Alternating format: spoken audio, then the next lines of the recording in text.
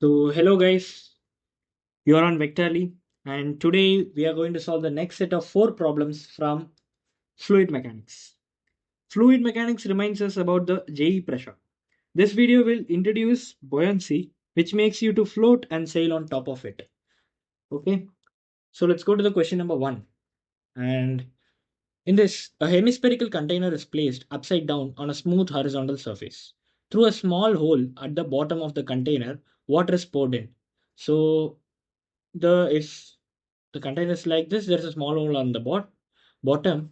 Now what are we doing is, when the container gets full, that we are keeping the container upside down, so the hole is at the top. When the container gets full, water starts leaking in between the table and edge of the container, so water is getting leaked over here. So we are seeing a cross section of that container. Find the mass of the container if the water has density rho and radius of the hemisphere is r. So before going to the question, let's from this video, let's solve the questions intuitively, much more intuitively. Let's think in a procedure. So after reading this question, so we got another two questions from this. Okay. So why did the water get leaked? First, what happened? How did water go? If water goes from start, you can't fill this container, right? So when the water reaches at this point, the gap is created, so water leaks. How the gap is created? There is no contact between this bowl, that is the container, and the surface. That is what the inference from this particular question we get by asking this question: why did the water get leaked? Okay, so there is no role of normal reaction over here, correct? So okay, so which force lifted the container then? Is it buoyancy or water pressure? See, we all know it's not buoyancy, of course, because what is buoyancy? When we put some body inside a fluid, which is completely inside fluid or partially inside fluid, it experiences a force called buoyancy, right? But it's not at all inside the fluid, it's outside the fluid, right? So buoyancy is not there. So it must be water pressure. Okay. Now, imagine this. What happens if we remove the container? If we remove this container currently in this setup, like this, in this way, this water will go in this direction, right? It will come and settle like this, maybe. So it must be exerting forces in this direction, right? This says that it must be exerting forces in this direction, other than their weight on the bottom, right? So we can conclude it's the water pressure which is responsible for the lift of the container. Okay, now the first point we know about water pressure is the pressure acts normal to the surface. So since this is a semicircle and this is the center, it acts normal. So pressure acts normal to this particular surface. That is radial. Okay. So if that is radial, each and every point, right? Each and every point gives an pressure. And the force which is responsible for the lift of the container should be in the upward direction. So we are taking the vertical component of this. So we have to calculate the upward force, right? So for that, I'm considering a small element. How am I considering is, I'm just taking a small circle in this cross section and I have drawn this here. And the thickness of the circle is dh. Okay. And its radius is smaller. Anyways, this distance is r from the center. And this is small h, which is the height from the topmost point. And this is r minus h. And I'm assuming this as alpha. So you can assume, if you draw this image, just put some random things. But you know this is r and all these are variables. And if this is h, this is automatically dh, right? And assume that alpha. Now, from this, what is upward force? Let's assume the pressure over here is P, and P will be acting in this direction, but we want the vertical one. So let me write P cos alpha. That is P into cos alpha. Now I need the force, right? So I have to multiply area. What is the area? So area is nothing but, if I zoom this part, I get this. This is dH actually, but the area is this way. So if this is A, and A sine alpha is nothing but this area, we get. So A sine alpha is nothing but the area of this part, right? And area of this part is nothing but, let me write it over here, A sine alpha is equal to, what about this part area? 2 pi into r. This is something like the curved surface area of a cylinder. So 2 pi r into dh. So what about A? A is 2 pi r dh by sine alpha. That is what I have written. 2 pi r dh by sine alpha. So that's it. We got the upward force per this small ring. Now we have to integrate this from bottom to top, right? So that's the main part over here. So I'm just considering there are more number of variables, right? R, alpha, H, and all. So we have to make it into a common variable. Let's make it as alpha because integration using trigonometry is much easy, right? Everyone knows it. So what I'm saying is cos alpha is r minus h by r. And from this I can write h is capital R into 1 minus cos alpha, where r is a constant. And dh is nothing but r sine alpha d alpha. And again, small r is nothing but r sine alpha. So I have eliminated small h, this, and in terms of alpha. So if I write it, I get dfs, this particular equation. Okay. And sine alpha gets cancelled. So what I get is this is too simple, right? Now, if I again simplify, this is the final equation. This I have to integrate it from 0 to pi by 2. Why 0 to pi by 2? So if you see here, what if alpha is 0? If alpha is 0, the point is at top. That is this position. If alpha is pi by 2, this here, this is here. So I have covered the complete layers of the hemisphere. So from 0 to pi by 2, if I integrate it, sine alpha, cos alpha, d alpha. How are we going to integrate it? Let's take t is nothing but sine alpha and cos alpha is d theta. Sorry, dt. So t dt in from 0 to 1. I have to change the limits to. And here I'm saying take cos alpha as k. So you get k square dk and minus remains the same. And since if you take cos alpha, you get minus sine alpha d alpha. That minus I'm compensating with the change in limits. So 0 to 1. So that's it. If I simplify, I get forces pi into rho g r cube by 3. So imagine this vertical force is responsible for lifting the container. So this must be equal to the weight of the container. So I'm just equating with mg. So I get ms pi rho r cube by 3. This is too lengthy process, right? How will a JEE Advanced student think this much in order to solve this question? That's too hard actually. So let's go with the intuitive solution. Think replacing the container with same mass of water. So what am I saying is, if this is the container, what am I doing is I am replacing this with a water. Let me draw it. So I'm not good at drawing first. So I'm just replacing this with some amount of water in order to compensate this particular weight in.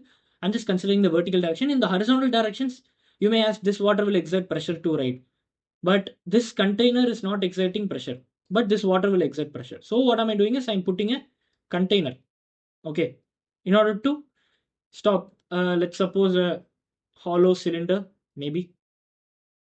Okay, I'm just using a hollow cylinder. So that's it. I'm just putting a water which is of equivalent mass to the container. What will happen? It will remain the same.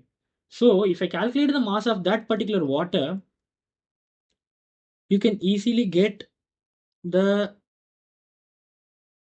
what? You may ask this question, what?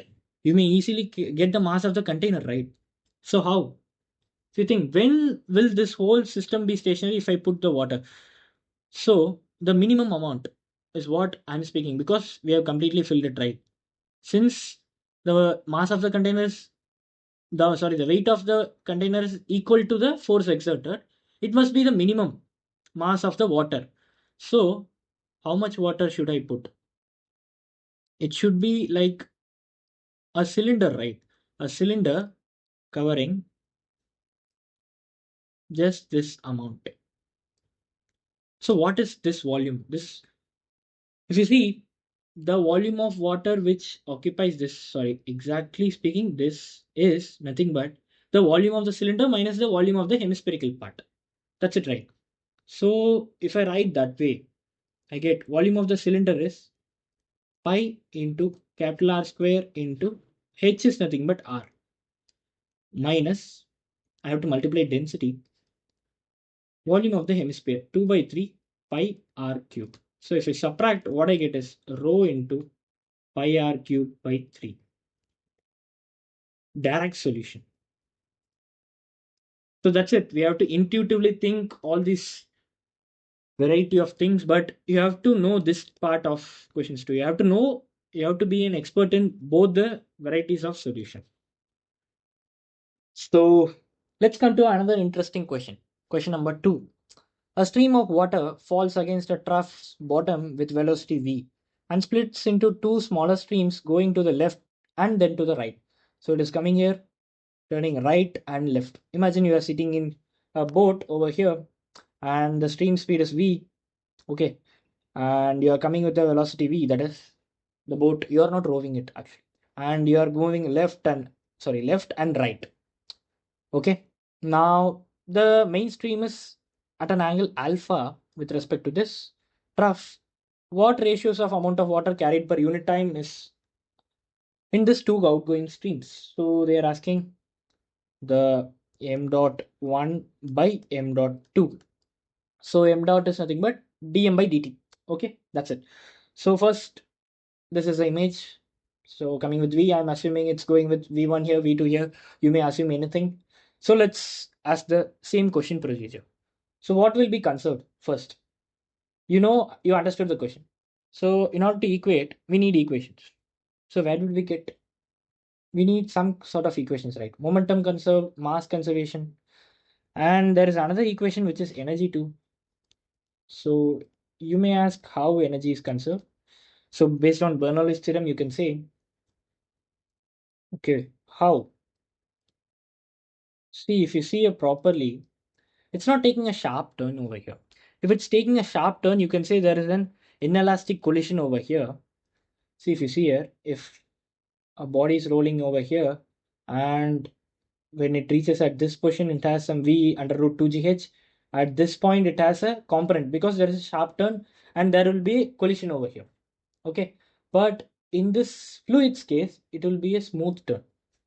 If somebody comes over here, it will take like this, the turn, and like this. So it obeys Bernoulli's theorem. Okay, so it obeys Bernoulli's theorem. Bernoulli's theorem is basically the energy conservation. So if a body is coming from here to here, there is no pressure difference, no potential energy difference, because you are rowing in a boat, right? So there is no potential energy difference, no pressure difference of the stream too. So there will be no kinetic energy difference too. So both have same speed. I'm speaking about each particle of the water. So they will have same speed. So overall flow will be same. So if this is V, this is also V, this is also V. That is the first conclusion. V1 equal to V2 equal to V. That is how that I have explained right now. And momentum is conserved, of course, if there's a collision. Okay, not if there is a collision, momentum is conserved. If there is not a collision, also momentum is conserved. How? It's obvious, right? So momentum will be conserved. So I'm not taking just momentum equation, I'm just dividing it with respect to time. So m dot into v cos alpha. I'm taking momentum conservation in x direction because in y direction, the overall water will get some kind of com or what do you call it, reaction force from this. So I'm just equating from x direction. Okay. So dot mv into cos alpha is nothing but dot m1 v1 minus dot m2 v2. This is simple momentum conservation. And the second one is, of course, it's obvious, right? Conservation of mass. So, or flow equation maybe. Dot m is nothing but dot m1 plus dot m2. So simple, right? So it was based on these three equations. I'm just writing it this way. I'm substituting this over here and cancelling v. Okay, I'm just cancelling v. So what I get is, I get these two equations. So simple. Let's add and subtract. We get this m1 dot and m2 dot. So that is what I did. Add, subtract. I get these two, and they're asking the ratios. Just divide them. So 1 plus cos alpha by 1 minus cos alpha. Some are good at maths. They will directly write it as cos square alpha by 2. But let's go by procedure. So cos square alpha by 2 is nothing but 1 plus cos alpha, and 1 minus cos alpha is sine square alpha by 2. So simple. I'm just writing like this way, which is equal to cot square alpha by 2. Simple, right? Yeah. This question is seems to be simple, but the thinking part that v1 and v2 all are equal is much difficult. You might be new to this, so if you want to be much clear on this, just comment on this video. I will try to give much more detailed explanation of this particular video in a short maybe. So we got another question, which is question number 3. There are two barrels A and B whose taps have different designs as shown in that figure. The tap is opened. Okay, the height of the water surface from the tap is h. What velocity does the water stream leave the barrel with? So this seems to be a very much obvious question, right? You will directly write as it's under root 2gh. So if that's the case, why would have me added this question in this particular part? Actually, it's not that case. This particular question is from a book named John Kilda, maybe. So I don't remember the exact spelling, so I didn't write it. John Kilda. And it had this question actually. This question is slightly not obvious one. If you see, there will be this walls giving some extra pressure, maybe. So the velocity is not same actually. So I'm just leaving this particular question to you guys. So you just go search it down. Of course, this is out of JEE scope. But if you are interested, just try learning what is the reason for this particular question. And if you want the solution from me, just comment down. So I will just give my part of explanation for this particular question. So hello guys, this is the concept time. Question number 4. An aero team is conducting an experiment on a flat wing panel. Okay, it's not an airfoil. This is a flat wing panel. If the airfoil it will be of this structure, just leave this all part. Just leave, let's read the question. Placed in a wind channel of area 1 meter square. So what's the channel? There is a blower.